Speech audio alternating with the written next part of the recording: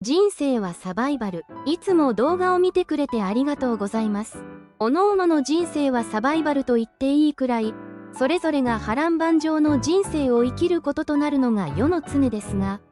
人間万事塞翁が馬という格言もあります。過ぎ去った過去にとらわれすぎず、まだ来ないがいつかは来てしまう未来について過剰に心配しすぎず、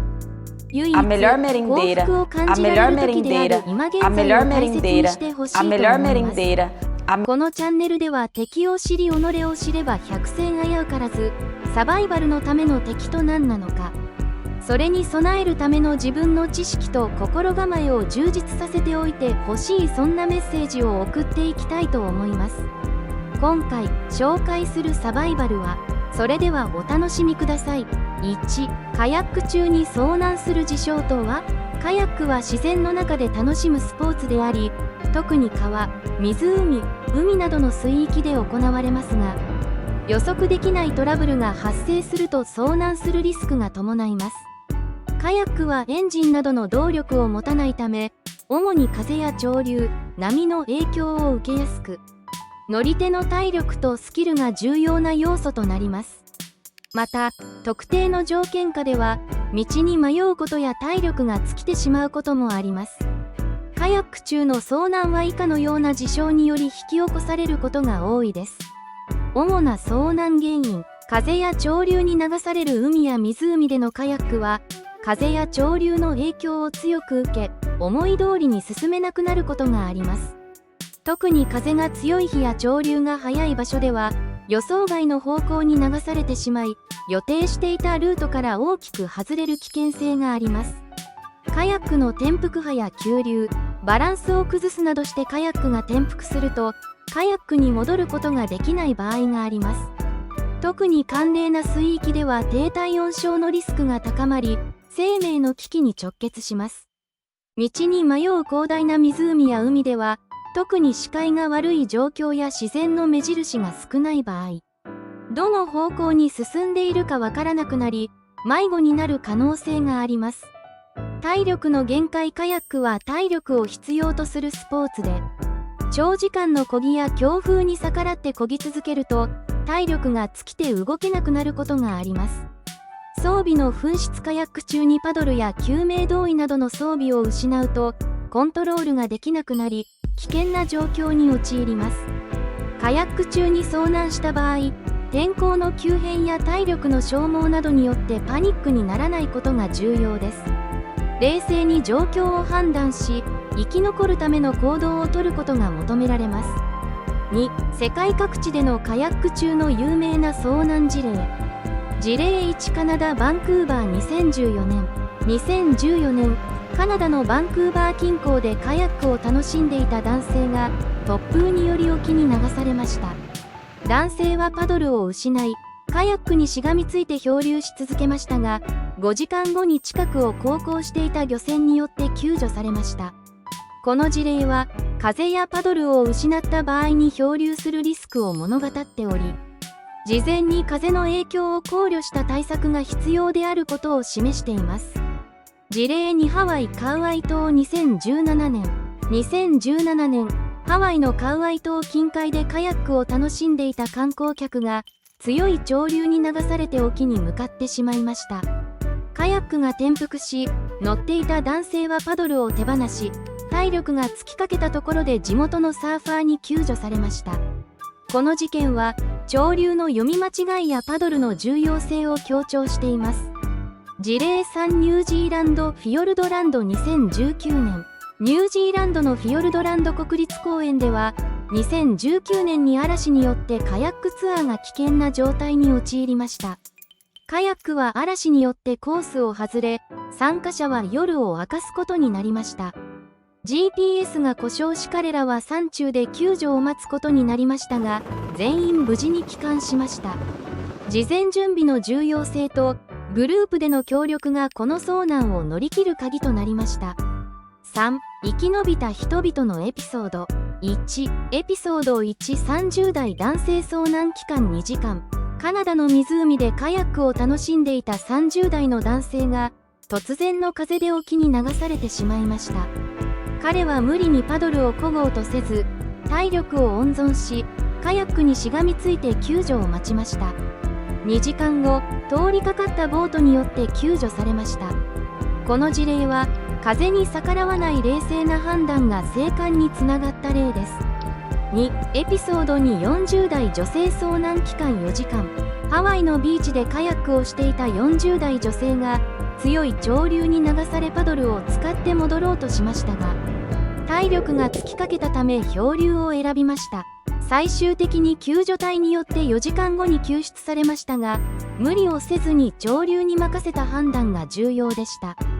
3、エピソード3、50代男性遭難期間5時間。川でカヤックを楽しんでいた50代男性が、急な流れに巻き込まれカヤックが転覆しました。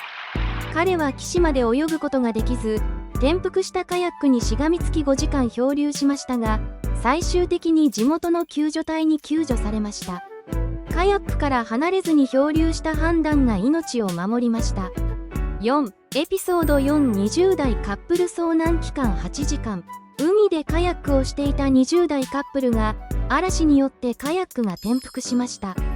彼らは共にカヤックにしがみつき、8時間漂流しましたが、冷静に行動し救助を待つことで無事に生還しました。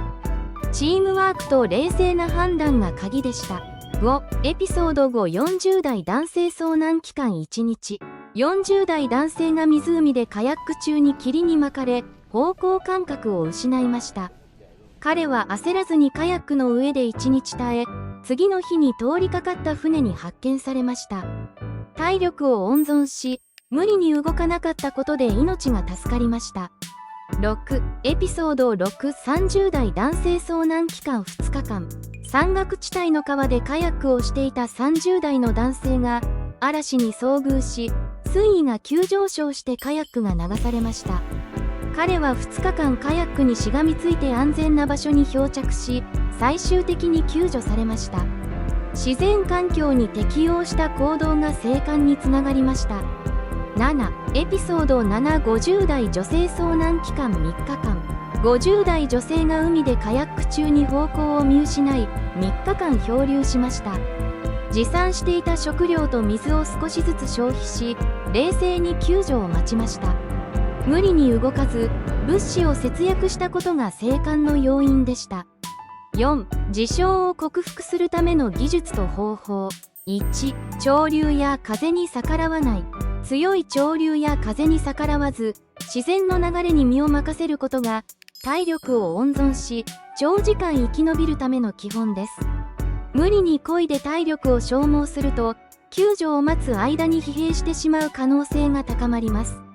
2、カヤックにしがみつく。カヤックが転覆してしまった場合、冷静にカヤックにしがみつくことが重要です。カヤックは浮力があり、救助されるまでの間、安全を確保する手段となります。漂流中にパニックに陥らず、カヤックと共に待つことで救助のチャンスが高まります。3、適切な装備の準備。救命胴衣やウェットスーツは、遭難時に命を守る重要な装備です。低体温症を防ぐため、カヤックを始める前に防寒具やライフジャケットを必ず着用することが重要です。また、耐水性の食料や水の携帯も推奨されます。4、シグナル装置の携帯。発煙筒やホイッスル、反射ミラーなどのシグナル装置を持参し、自分の位置を救助隊に知らせることができます。カヤック中にこれらの装備を携帯し、視覚的に自分の存在を知らせる手段を用意することが大切です。5、水分と食料の節約。長時間漂流する場合、持参している食料と水分を節約しながら消費することが重要です。エピソード7の女性のように、無駄な消費を避け、体力を維持することで生存確率が上がります。6、冷静な判断と精神力の維持。遭難時に最も重要なのは、冷静さを保つことです。パニックに陥ると判断を誤り、体力を消耗し、生還の可能性が低下します。エピソード1から7までの事例の多くは、冷静な判断によって生還しています。7、転覆後の再乗船技術。カヤックが転覆した場合に再びカヤックに乗る技術リカバリー技術は、遭難を防ぐために非常に重要です。事前に転覆時の対応や最上線のスキルを習得しておけば、転覆による危険を軽減し、再び安定した状態でパドルを漕ぐことが可能になります。エピソード3の男性が転覆後にカヤックに戻れなかったことが危険を招いたように、技術を身につけることで遭難を回避することができます。8、漂流中の体温管理。長時間水に浸かっていると、低体温症のリスクが高まります。特に水温が低い場合、カヤックにしがみつきながらも、できるだけ体を水から離しておくことが重要です。エピソード5の男性が防寒具を使用して体温を持ったように、ウェットスーツや保温効果のある衣服を着用することで、低体温症を防ぎます。9、緊急時の合図と助けの求め方。発煙筒や反射ミラー、ホイッスルなどを活用して、周囲のボートや飛行機に自分の存在を知らせることが重要です。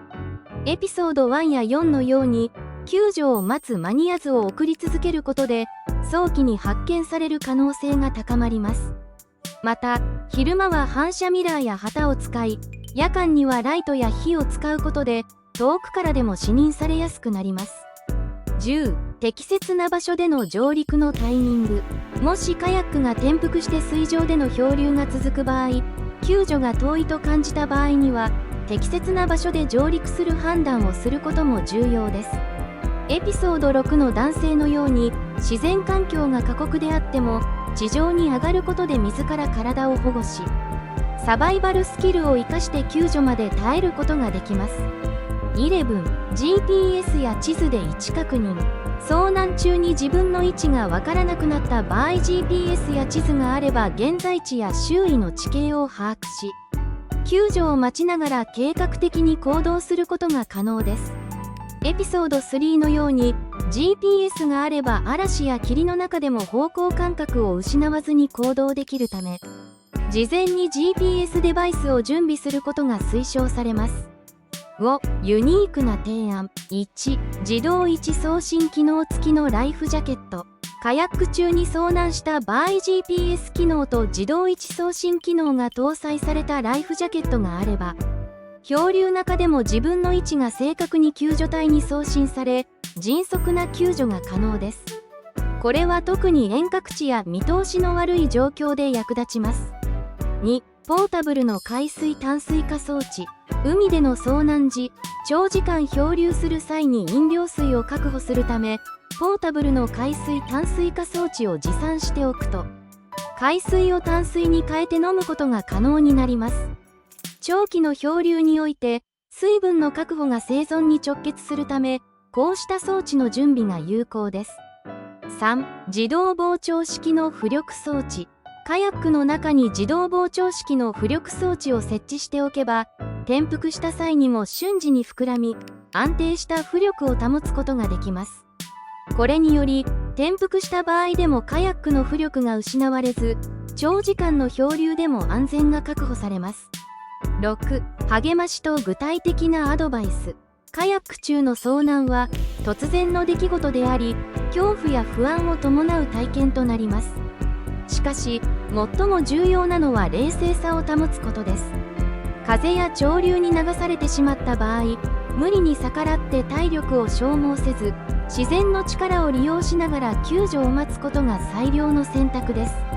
あなたにはサバイバルに必要な力があります。焦らず、冷静に行動すれば必ず救助は来ます。体力を温存し、周囲の環境を最大限に活用してください。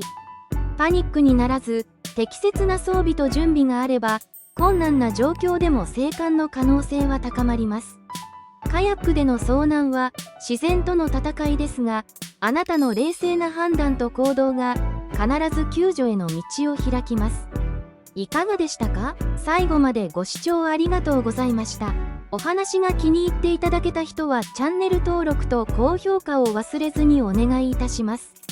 また、次に紹介してほしいサバイバルの知識や、こんなサバイバルの情報も欲しいといったアドバイスをコメント欄に書き込んでいただければ、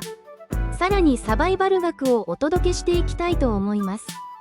ぜひ、チャンネル登録と高評価、また実際にこの動画、人生はサバイバルを見ての感想をコメント欄へお願いします。人生はサバイバルでした。では、また次の新たなサバイバル学の授業でお会いしましょう。